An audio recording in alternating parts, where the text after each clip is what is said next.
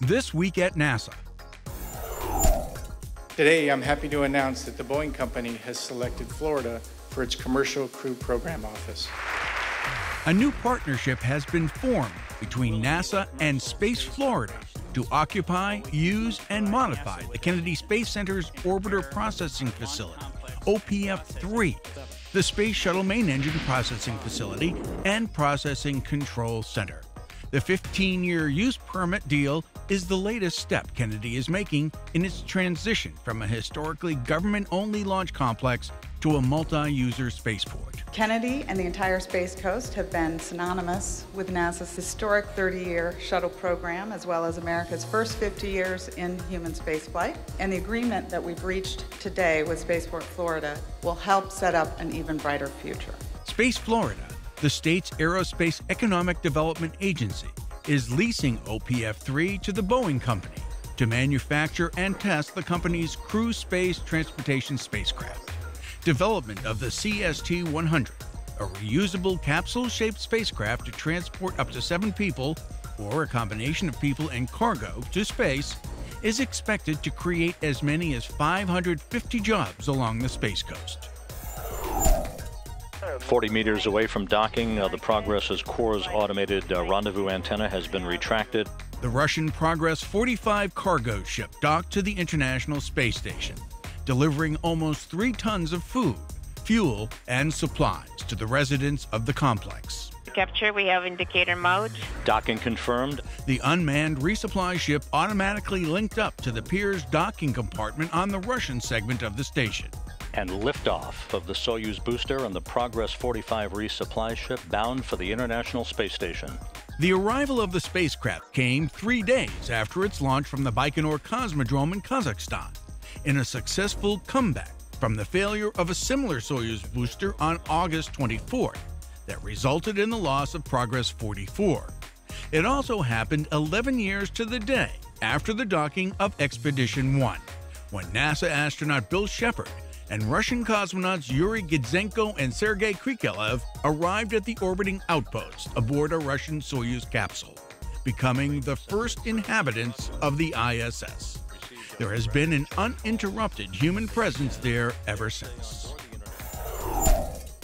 The Space Shuttle Atlantis crew, from left Doug Hurley, Sandy Magnus, Commander Chris Ferguson, and Rex Walheim, was welcomed to the White House by President Obama. The president was presented with the coat from STS-135, the final mission of the Space Shuttle program, by former astronaut Janet Kamandi, now Director of Flight Crew Operations at the Johnson Space Center. One of the latest recipients of the Nobel Prize for Physics is now the latest to receive one of NASA's most prestigious awards. Hooray! Deputy Administrator Lori Garver joined with Maryland Senator Barbara Mikulski in presenting the agency's Exceptional Scientific Achievement Medal to Adam Rees of the Space Telescope Science Institute. The award is given for contributions to NASA's aeronautical or space exploration goals. Rees was among 3 scientists who provided evidence that the expansion of the universe is accelerating. The Shaw Prize, won by Rees 5 years ago, goes this year to NASA astrophysicist Gerald Fishman of the Marshall Space Flight Center. Fishman and another scientist share the award and $1 million cash prize for research on gamma-ray bursts, the brightest, most explosive events known to occur in the universe.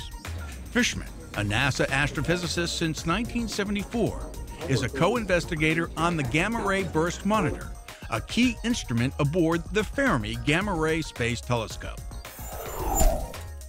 As for Fermi, it has discovered the youngest known millisecond gamma-ray pulsar in an old globular cluster of stars named NGC 6624. Millisecond pulsars are highly magnetized neutron stars that rotate every 1 to 10 milliseconds, or 1/1000th of a second. Animation shows a neutron star to scale with the island of Manhattan, and all pulsars detected by Fermi blinking at 1/50th their actual speed. The economic impact of the Wallops Flight Facility was the topic of the day as members of the Federal Reserve Bank in Richmond toured the facility. The day included a roundtable discussion on the importance of Wallops economically to the area with 20 regional economic development leaders, and also a tour of several of the facilities at Wallops, including NASA's Sounding Rocket Facility and Range Control Center. They also received an overview on Orbital Sciences Corporation Taurus II launch vehicle that will begin carrying supplies to the International Space Station in 2012, and also the Mid-Atlantic Regional Spaceport's new pad from which the Taurus II will launch. We were interested just because of its implications for the economy. You guys are doing great things. Innovation is the key to growth in our standard of living over time, but you're doing great things for the country as well. So keep up the good work.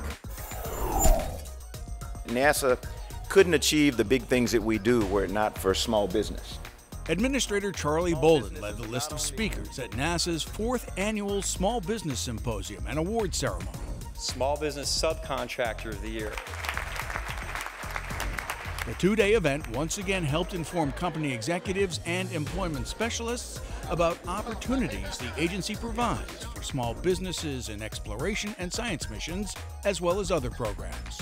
It's really a new chapter, and one of the things that's going to fuel that chapter, as you know, is innovation and our entrepreneurs. The 4th Annual Verner von Braun Memorial Symposium featured several NASA speakers providing updates on the Marshall Space Flight Center and various agency missions and programs.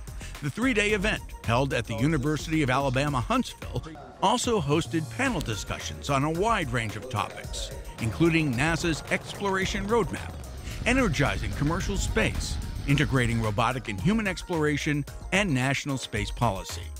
The Von Braun Symposium is organized by the American Astronautical Society in conjunction with UAA Huntsville, the Huntsville National Space Club, and the Marshall Space Flight Center. Today, we're going to recognize some of our extraordinary colleagues. I want to thank all of you for your outstanding efforts over the past year. The headquarters honor award ceremony recognized employees who have made significant contributions to the headquarters community. 18 teams and individuals were so honored for their exemplary efforts over the past year. Station Houston on 2 for Mike. Your guest is entering the room and will be calling up shortly. Singer and musician Dusty Hill of ZZ Top toured the Johnson Space Center at the invitation of Expedition 29 Commander Mike Fossum. Well, I'm at the end of my tour. I guess you're near the end of your tour, but I'm closer to home than you are.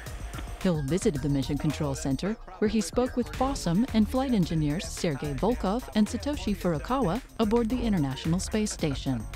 Astronauts Katie Coleman, Dottie Metcalf-Lindenberger, and Steve Robinson, who moonlight as amateur musicians for the band Max Q, showed Hill where astronauts train and engineers are developing the next generation of NASA spacecraft. In the early days of soaring, gliders used to look like this. A reproduction of a Wright glider once tested in the full-scale tunnel at NASA's Langley Research Center.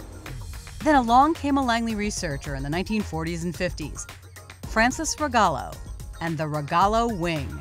The so-called father of hang gliding's design can be seen in the skies today, piloted by soaring enthusiasts and wowing spectators. Many of the faithful commemorated a century of soaring on North Carolina's Outer Banks, where on October 24th in 1911, Orville Wright made an historic 9-minute and 45-second glider flight. The goal of Soaring 100 was to celebrate that birth of modern soaring.